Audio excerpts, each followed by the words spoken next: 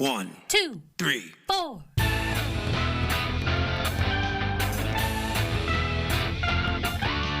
Monster movie. Fun time, go! Monster movie. Fun time, go. Monster. Movie. Fun time. Go! Monster movie. Fun time, go. With Precious D and Honeybee. Fun time, go! Ladies and gentlemen, boys and girls, friends and neighbors, welcome once again to Monster Movie Fun Time Go 31 Days of Horror. Oops, All Werewolves edition. This is day number 3. And my special guest with me today is Tait Bircher, who was previously on the show talking about Dawn of the Daikaiju, but today he's here to talk about Werewolf of London from 1935. Welcome back to the show, Sean. Thank you for having me. It's a delight to be back. Well, thank you. So, this was one of the movies that you specifically wanted to do. Why did you choose this movie in particular? So, a thing that a lot of people don't realize is that werewolf lore was really, really nebulous well into the 20th century. The Wolfman with Lon Chaney Jr. is to werewolf lore what Dracula the novel was to vampires. It is the one that really sets all the tropes and defines everything going forward. Werewolf of London, made just 9 years earlier, is completely bonkers. It is just so different from what we expect in a werewolf movie in so many ways, while at the same time setting a template for the Wolfman that I just find it fascinating. It is just such a weird film. It is. It is a Universal monster film, but it's not often included in the lists. I have a copy on the Wolfman Collected Legacy Collection, I think it's called. So they do include it in there, but he's not part of the greater shared universe. Though Super 7, the action figure makers, did recently make a figure of him as part of their Universal Monsters line. Good for him. With his Extreme Widow's Peak and everything. With the Extreme Widow's Peak and dressing robe. Yeah. And of course, it is, I assume, the inspiration for the song by Warren Zevon. So yeah, I assume he at least saw a poster for it once. For that. Yeah. I believe there is a more recent film called Werewolves of London that I have not seen. And of course, I would guess that An American Werewolf in London is also inspired by this. Yeah, as much as it's so very different from it in all ways, that is my understanding too, is that An American Werewolf in London was at least sort of inspired. It has to be the reason. Werewolf in London. It's got to be the reason they chose London. Yeah, exactly. So, it's kind of a little bit Connecticut Yankee in King Arthur's Court, An American in Paris, and Werewolf of London, all kind of smushed together. In some of my research for this, I discovered that there was a novel that came out just like 2 years earlier called The Werewolf of Paris. So Universal might have been actually riffing on that title when they chose Werewolf of London instead. But apparently they're like totally unrelated works. Huh. As I said, it is from 1935. It's black and white, 75 minutes. Directed by Stuart Walker, written by John Colton. The budget is $195,000. I don't see a box office anywhere. I know it was not a big success. That's why it took him 9 years to do another one. Yeah, exactly. Our cast is Henry Hull as Dr. Wilford Glendon, Warner Oland as Dr. Yogami of the University of Carpathia. We'll get back to Warner Oland in a minute. Valerie Hobson as Lisa Glendon, Wilfred's wife. Lester Matthews as Paul Ames, Lisa's childhood boyfriend, I guess. Yeah. Lawrence apparently. Grant as Colonel Sir Thomas Forsyth, Paul's uncle and Lady Forsyth's son, who is the Chief of Scotland Yard. Spring Bington as Miss Eddie Coombs, Lisa's aunt. Clark Williams as Hugh Renwick, Wilfred's friend and assistant in Tibet. He doesn't last very long. J.M. Kerrigan as Hawkins, Wilfred's lab assistant. Charlotte Granville as Lady Alice Forsyth, Sir Thomas's mother and Paul's grandmother. Ethel Griffiths as Mrs. Whack, Mrs. Moncaster's friend. Zeffie Tilbury as Mrs. Moncaster, who rents Wilfred a room. Jean Bartlett as Daisy, Alfie's mistress, who is Wilfred's second victim. And then a bunch of people who are uncredited, which goes on for a while, so I think I'll just leave it at that. Warner Oland is very familiar to me. I watched many of his Charlie Chan movies as a child on the afternoon. I've only movie. seen a few.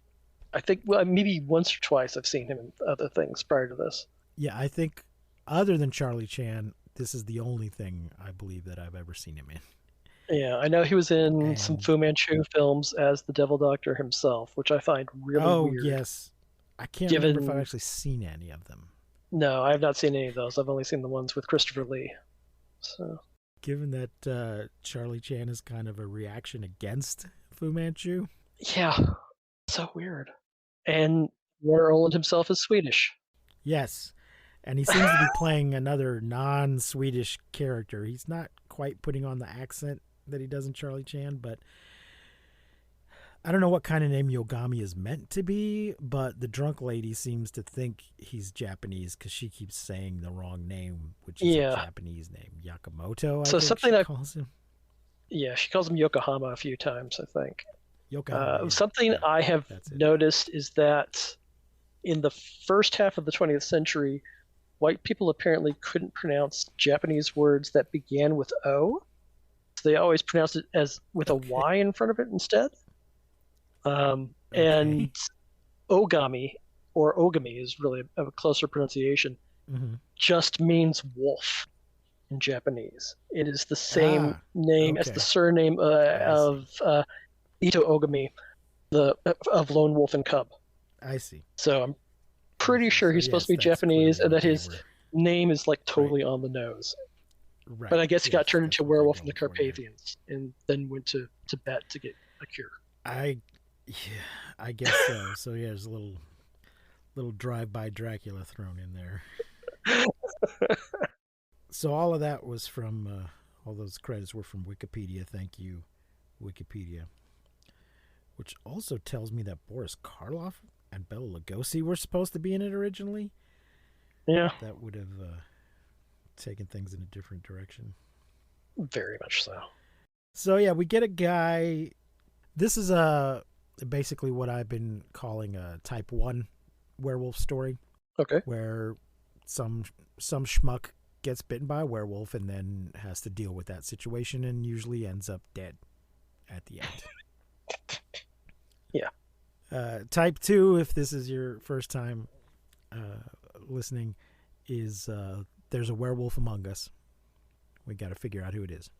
And then type 3 is the secret life of werewolves, where there's a whole society and we get introduced to it and learn about it. All the nonsense rules that they have and that kind of thing. And some of them, are a little bit of, a combination of 2 or more of those. And then there's a few that don't fit, but those are the main, as I've been watching so many of these, they tend to fall into those 3 categories. So, this white guy's in Tibet where he really has not, he's gone where he shouldn't. He's in there sticking his nose where it doesn't belong and ends up getting attacked by a werewolf, which I guess is Werner Oland. Yeah. Or were they both attacked by a third? Yeah. I think it's I love this. pretty much that, yeah, it was Warner Olin's character. It was Yogami who Yeah, attacked. I think he's there looking for the same flower, but for a different reason. He's there Yeah. looking for it specifically as a werewolf cure. This guy doesn't know yet that he's going to need a werewolf cure. Or, in the terms of the movie itself, werewolfery. Werewolfery or lycanthrophobia. Yeah, I think they've confused lycanthropy and maybe hydrophobia, that makes sense. Yes. which is another name for rabies. That's all I can figure that they were trying to do with that. So, yeah, I don't know what's going on there, but yeah, he gets attacked and his friend ends up dead. And isn't his friend just there to help him? Yeah, he's just like he actually thanks him for taking him along on this adventure, and then he promptly dies. Yeah, poor guy. Poor guy. I got really confused actually the last time I was watching it, and found myself thinking, "Wait, is the Commissioner of Scotland Yard his friend? No, his Commissioner of Scotland Yard is totally related. This guy at the movie just comes in, dies, and has nothing to do with the rest of the film. Okay, that's one way to handle it. Yeah. So, but he goes back to London and starts having to deal with being a werewolf. And I'm not sure where he puts together the idea that this plant can help him. Maybe just in his reading it came up. I don't know. I think so, yeah. But somebody had a book about werewolfery, and I forget if it was Yogami or if it was Glendon. It's one of the two of them. Yeah. But they meet. Yogami and him meet at a party, and he wants a couple. He's having trouble getting his own flower to blossom. He wants help. Glendon has invented a moon lamp, which I don't know. I don't know how that works. Glendon is this brilliant scientific genius because he's also got closed circuit TV in his house, which did exist technically by then, but like barely. Soviets had invented something to do with that. Yeah, this flower only blooms in moonlight, so he has gotten a lamp that replicates moonlight somehow. And gets the plant to bloom and starts to wolf out a little and rubs some of the plant on himself, and it seems to make his hair stop growing. So, but I particularly love the scene at the party though, where Werner Olin's talking to him about werewolfery, which to me sounds like an old-timey term for the crime you commit by being a werewolf. Yeah, that not sounds the about condition of being. Find you guilty of werewolfery. But he's telling him about werewolves, and he's like, "Oh, what are you talking about? This nonsense?" And he's like, "I know of 2 men in London who are werewolves right now," which I think's hilarious because he's talking about the 2 of them, which we don't realize necessarily in that scene. Yeah, but he's being a real smartass in that scene. And Wilfred is just ignoring it very hard, I guess. Yeah. Although, if Wilfred doesn't realize he's talking about him, then he's got to be thinking, "Wait, what? Yeah. There's 2 more werewolves in town. Shit. Maybe I should talk to them or something. Might give me some insight into my situation." So, but maybe he knows exactly what he's talking about and just ignores it. And then the other thing is this fucking boyfriend. Yeah, Paul. Paul just swoop it in. What an ass. Yeah, I mean, it hate works him. out for him. Presumably, it works out for him. And I just wonder what their relationship was like as children, because the actor is 17 years older. Yeah. Yeah, and so well, the character we're making is fun of this 6 film a years lot. older. Yeah. Oh, okay. That I didn't Catch. Oh wow. Yeah. So it is a big Oh age yeah, no, difference, even though. when he says the aunt or somebody calls him out and says, "Oh yes, he once asked her to marry him," and then she's like, "Yes, I was 6 and he was 12," and I was like, "Wait, what?" That seems kind of inappropriate. Yeah. That's the kind of silly thing that kids will do. But still. So, I feel there must. It would make sense, but I don't think they ever state this. If she had an older brother who was his age, then it would make sense that they were hanging out so much as children. That's But true. that is not that's not indicated anywhere. Not at that I all. It was noticed. a 12-year-old and a 6-year-old just They hanging out. They do not maybe do were that in just real the life. only two. Yeah, and if that were the I- case that she had an older brother his age, then it would make sense that she would have a crush on him. Yeah. That would follow. But for the two of them to be hanging out together, there has to be just no other children in the neighborhood. I suppose they were off on some lonely English estate. That would make sense. Yeah, Out in the middle of the country. But yeah, he is just being way too friendly from the get-go. Yeah. And she ends up going out to parties with him and shit, and her husband's working on his science, doing his science stuff.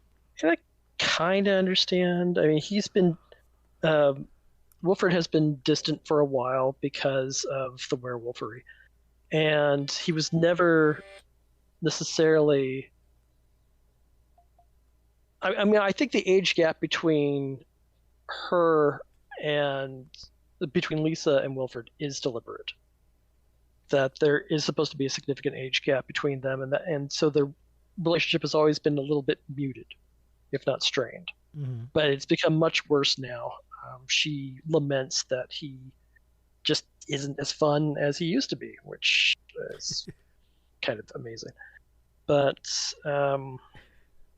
so he's in a way trying to look out for her and be loving by letting her pal around with Paul, despite the fact that Paul is obviously hitting on her. Simply because he knows that he's in a bad situation. He doesn't want her to suffer for it. He's not good at expressing that in actual words, but yeah, it's a legit interpretation of his behavior. Sure. And at the end, when he gets shot at the end, with just a normal bullet, apparently. Just a normal bullet, yeah. He thanks the guy for the bullet. Yeah. And then apologizes, not being able to make her happier. Yeah. And it's actually and fairly then the guy's effective. like, "Don't worry, I will falsify."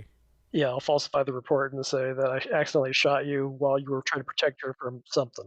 Yeah, make him look good and not tell the world that he's a werewolf. And then they cut to an airplane flying by, and it was introduced earlier that Paul is an aviator, so, you know, Yeah, implications that the two of them are flying off. That was odd, yeah. Right. I We're think supposed to be happy we're meant to understand that the two of them are on the plane together. Yeah. But to me, I'm like, wait, is this the Universal logo again? Are we back at the beginning of the movie?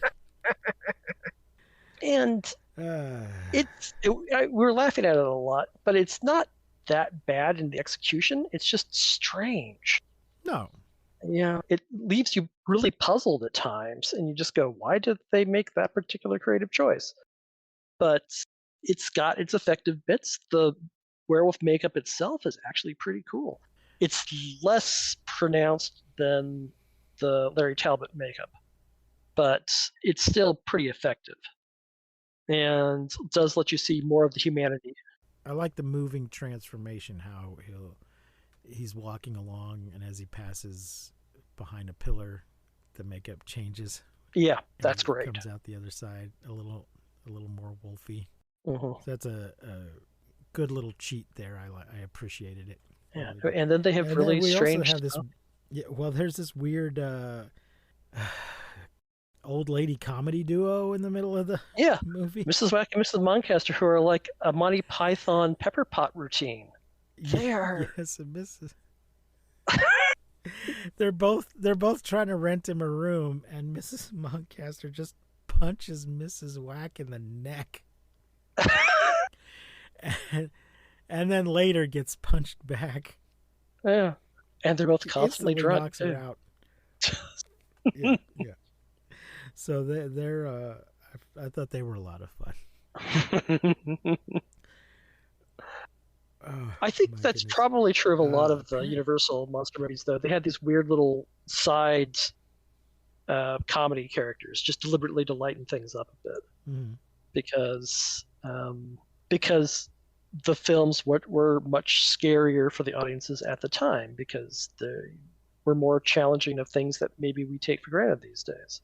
The idea that a man could just lose control of himself and become a monster is actually a scarier thought back in the more straight-laced 1930s than it is today when people just go, "Oh yeah, thank you, please."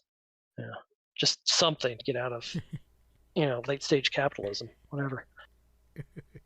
Apparently there are 2 novelizations of this, and there's a video game based on it, Yeah, that's so crazy.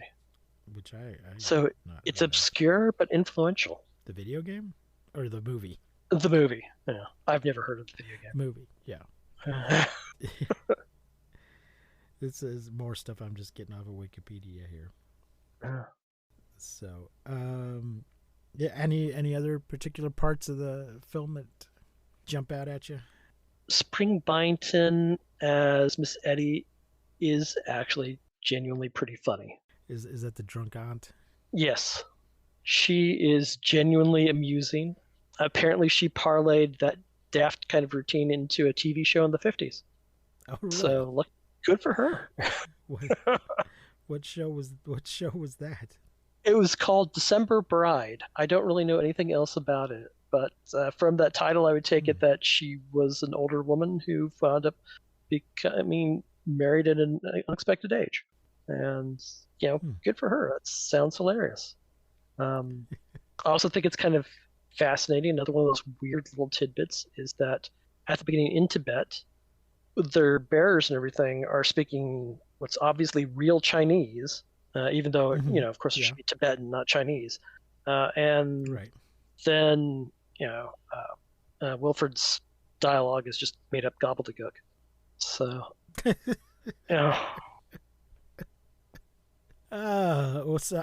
seems like maybe the director told them, okay, just improvise some Tibetan stuff, and some guys actually spoke Chinese, so they just did Chinese. And the actor playing Wilfred didn't speak anything, so he just made some shit up. Yeah. Damn. Seems like you could have asked some of those people for some actual lines of Chinese or something. Still would have been the wrong language, but closer. Right continent, at least. So we are using a moon phase rating scale for these movies. New moon, quarter moon, half moon, 3/4, or full moon. What phase are you gonna rate Werewolf of London? We've made fun of it a lot, but I would give it at least a half moon because it's a trendsetter. It really is a prototype for the more famous The Wolfman. And its heart is kind of in the right place. It's just so strange. I agree. I think I will also give it a half moon. Folks, if you have not seen it, it is currently available on Peacock. I think they have a lot of the Universal films. Yeah, I think most of them are available for at least through October. Okay. And of course, you could rent it or buy it on all of the usual places online. Well, I think that's going to wrap it up for today, unless you have any final thoughts. I think we said it all. It's a fascinatingly weird film. Yeah, I just like seeing Warner Olin do something else. Yeah. I've always found Should we Charlie Chan movies to be should we say a little fascinating. bit more about that? The fact that Warner Oland was this European-born Swedish guy who spent his career in Hollywood playing Asians because he just looked Yeah. slightly different. He didn't. I mean, technically, it falls into the way Yellowface works, where you have a non-Asian actor playing an Asian character, but he didn't actually put on Yellowface makeup. He was just vaguely Asian looking himself and got a little tipsy ahead of time so that his face was saggy. So,